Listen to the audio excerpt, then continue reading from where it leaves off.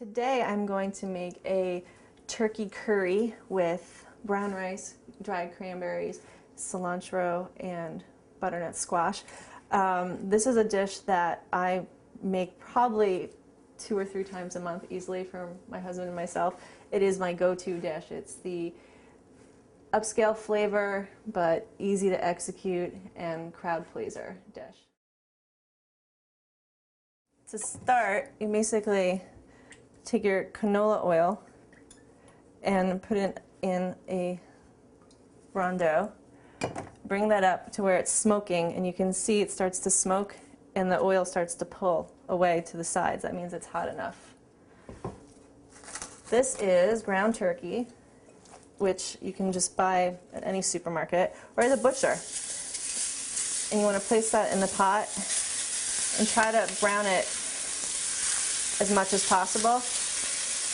If you're working with an electric oven, which most people are these days, you don't want to overcrowd your pot. If you overcrowd it, then the moisture from the meat or anything you're cooking is just going to end up steaming out the turkey. So while this is browning, we're going to place some butter in this pot here.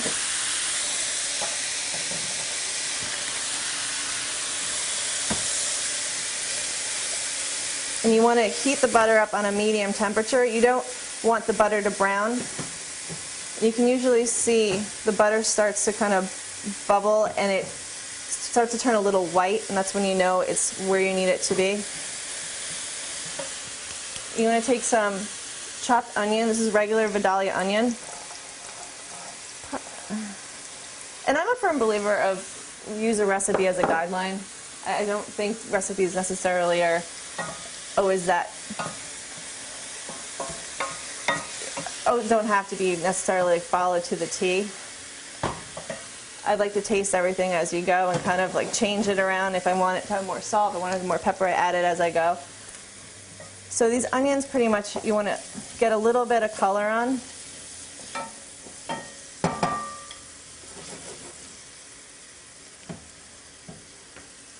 So after the onions are finished kind of cooking a little bit, you want to add your rice. And pretty much, this is a brown short grain rice.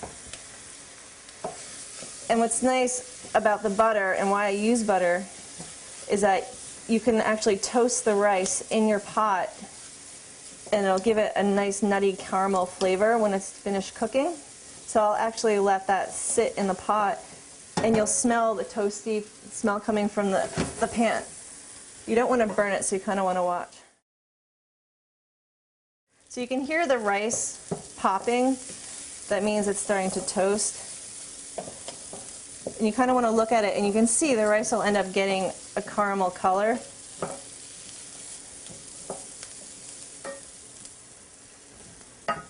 So when you're done cooking the turkey, you want to add your onions. Mix this all together.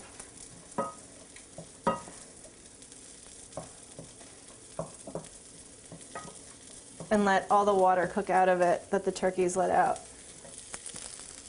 So now the rice is totally done browning, and you want to add some water. And with brown rice, it's a 2-to-1 ratio, so you want 1 cup of rice with 2 cups of water.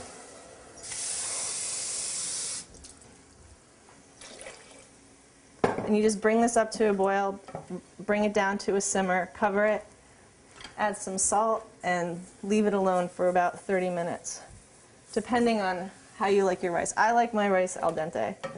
Some people like it mushy. You have your turkey in your pan, and you're cooking the turkey through, and you're browning it. You should be getting little caramelized bits in the bottom of your pan. That's where the flavor comes from, is the natural sugars coming out of the protein and then cooking and caramelizing. So think almost like you're making chili. It's the best way to describe it. So after the pan has picked up some caramelization, I'm going to, add some of my curry. And I like a lot of curry. And I'm going to toast the curry in the pan with the meat. And that's going to stick to the bottom of the pan as well. You can see that. You don't want to burn, you just want to brown everything. And then I'm going to salt the turkey. And you want to season your food as you go, never just at the beginning and never just at the end.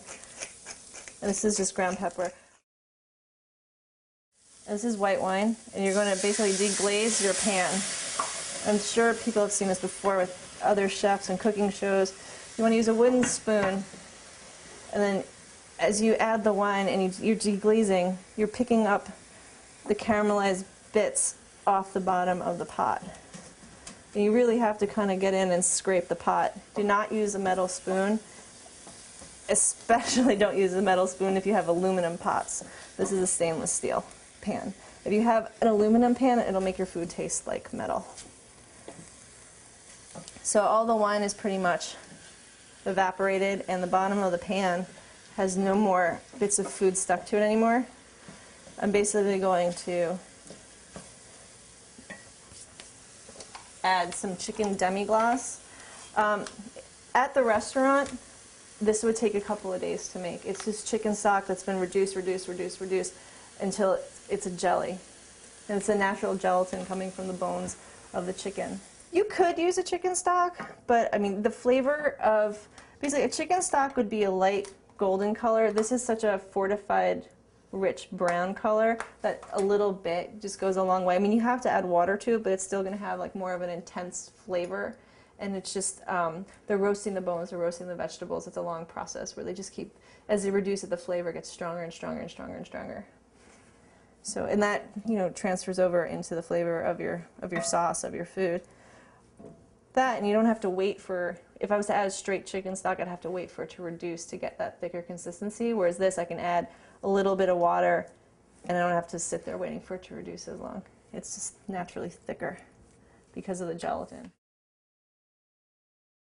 Well, this is up to, pretty much you want to bring this up to a boil, and then you'll turn it down and bring it to a simmer. You never want to reduce things boiling rapidly because it'll actually make it can burn on the sides of the pot, but it'll also, if you're looking for clarity in your sauces, you want to reduce it slowly. And it also helps to develop the flavor a lot more stronger and just better if you reduce it slowly instead of really quickly.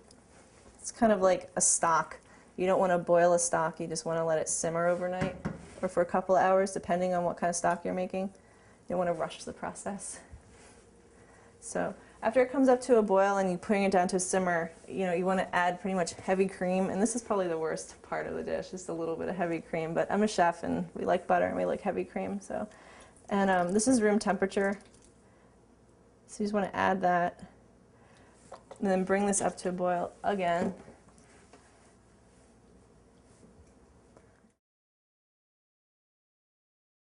Okay, so this is up to a boil pretty much. It's almost up to a boil. And then we're going to reduce it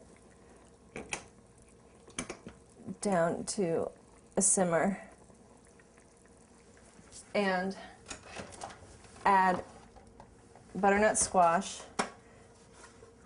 This is peeled and cut butternut squash. And you could pretty much add any kind of squash you want, or you could add any vegetable. I mean, it's kind of one of those dishes that, you know, you can be creative with. If you like broccoli, add broccoli. Just take into consideration what the cooking time is for the vegetables you're adding, because you have to simmer this for probably a good 20 minutes just so the turkey softens up and everything reduces and makes a creamy sauce.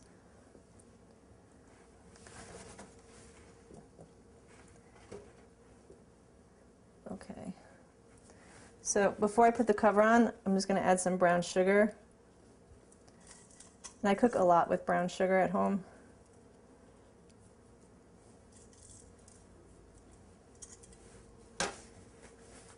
Okay. And you're just going to put your top on and let it go for like a half an hour, and it should be done. My brown rice is finished, and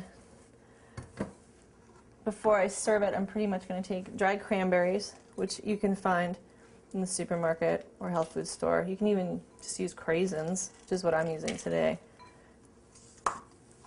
scallions, which I've cut on a bias because it makes it look a little bit more festive and fancy. And then cilantro, which I'm just gonna rough chop.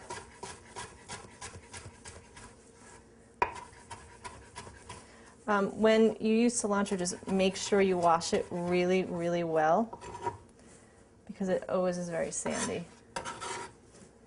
Okay. So pretty much I'm just gonna mix all these in together.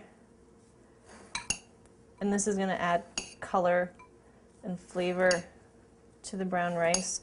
You know, I like using sweet, spicy, and then kind of zesty flavoring. So you have like a sweetness from the cranberries, and you've got kind of a freshness from the cilantro, and a little bit of, you know, onion spiciness from the scallion. It kind of brightens your dish. I like food that's bright.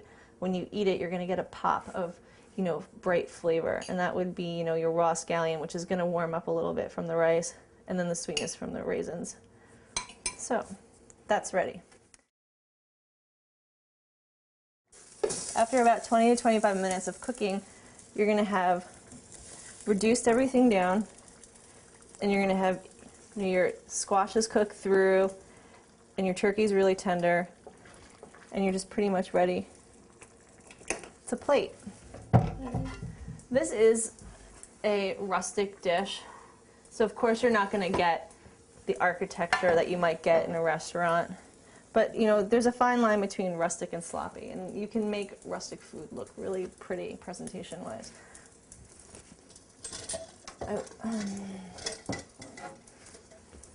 So if I was making this, you know, plating it and not serving it family style, I would probably start with like my starch and make a small section up top here maybe. And I work kind of always linear, and I always like to leave like a good inch for the borders of your plate.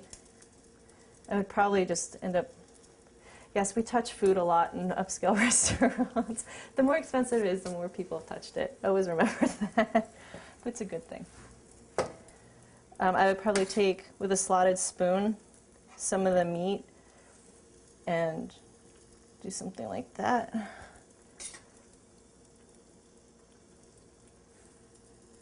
So you can see, you know, this is the rice, this is the protein. And then I'd probably take something like the orange to make the plate pop, the butternut squash. Maybe put that on top like that. The sauce is kind of, to me, the sauce and the rice is what stands out on this dish, because the sauce is really flavorful and the rice just has all the herbs.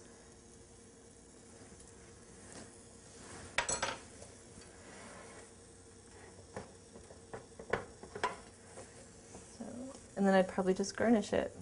A little cilantro and a little cranberry. And that's that. Turkey curry with brown rice, cranberries, cilantro, and green onion. Voila.